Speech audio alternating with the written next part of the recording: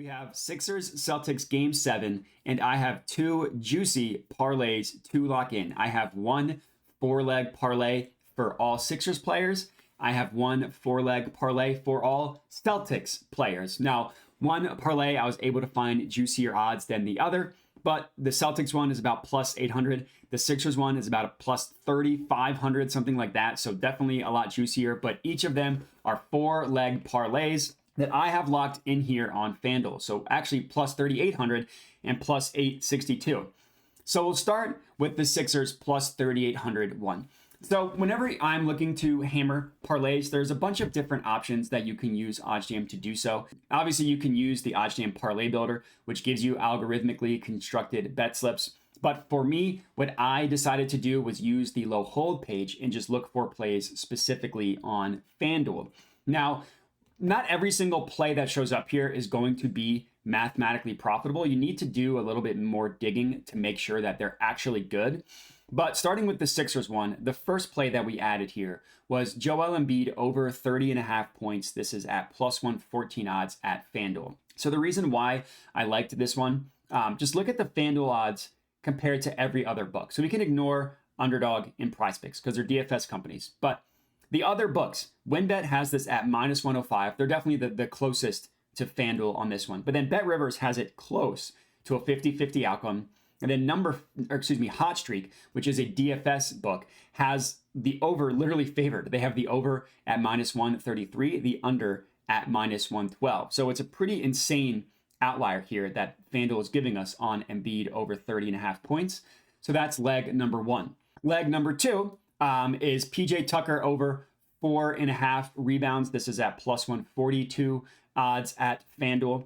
Now, some books do have this close, like we see a plus 140, we see a plus 134, but every other book, plus 117, plus 118, plus 125, and then like plus 120, plus 115, plus 114, plus 105. So this plus 142 isn't as big of an outlier as the first one, but it still is a pretty good play, right? I mean, no book, again, one book is close at plus 140, and then plus 134 is kind of close, but every other book has it pretty significantly below the FanDuel number. So leg number two, we're locking in PJ Tucker over 4.5 rebounds. Next up, we have Tyrese Maxey over 22.5 points. Now, this one we only really had BetRivers to compare to, but just look at the difference. Plus 152 versus plus 114. And Maxey's over was plus EV at a couple numbers, not just 22.5, but I decided to go with 22.5. Now, I will say, people are going to be confused on another video. I took Tyrese Maxey to go under 20.5 points. That was at plus 108. It is possible for both of these options to be positive EV, right? Like if he hits 23 or more, we hit plus 152. If he hits 20 or fewer, we hit plus 108. So they're both plus money. And this one is pretty decently above that at plus 152. So I think I can understand the confusion being on the same YouTube channel, taking one over and one under. But at the end of the day, we're just playing the odds here. And it's a good play on Tyrese Maxey over 22.5 points. And we're just putting it into a parlay. We're not taking it straight up. So that's leg number three. And leg number four, we have Tobias Harris over 6.5 rebounds. That is at plus 106 odds at FanDuel. Plus 106 at FanDuel. We see one book that has it at plus 104. That's close. We see a couple at plus 100. Every other book, minus 110, minus 115, minus 115, minus 115, minus 120. We can ignore Thrive, DFS company. Minus 104, again, kind of close. But either way, if we go farther right, minus 127, minus 112. Pretty good play here on Tobias Harris over 6.5 rebounds. So that is my fourth and final pick for this specific parlay, the Sixers specific parlay. And as you can see, we locked it in right here. I just put $10 on it, plus 3,800 odds. You're going to want to make sure to put a lower unit size on this one. For me, that's 1/10 of a unit. So depending what your unit size is, you might only want to put like between $5 and $10 on this one.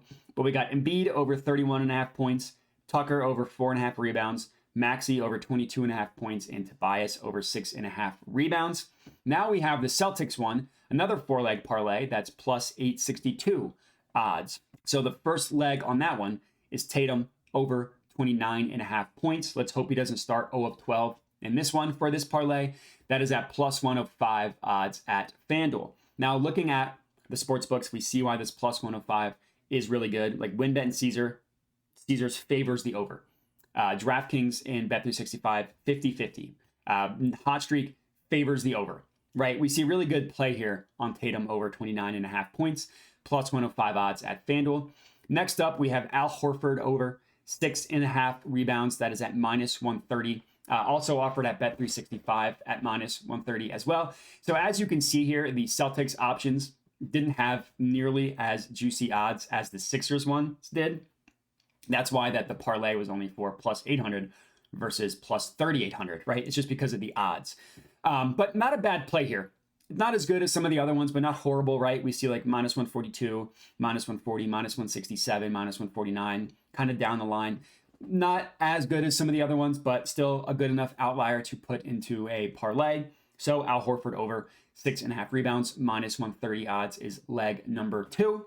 Next up, we have Jaylen Brown under 6.5 rebounds. This is pretty juiced at minus 162. I would not recommend taking this one straight up, but in a parlay, it's fine.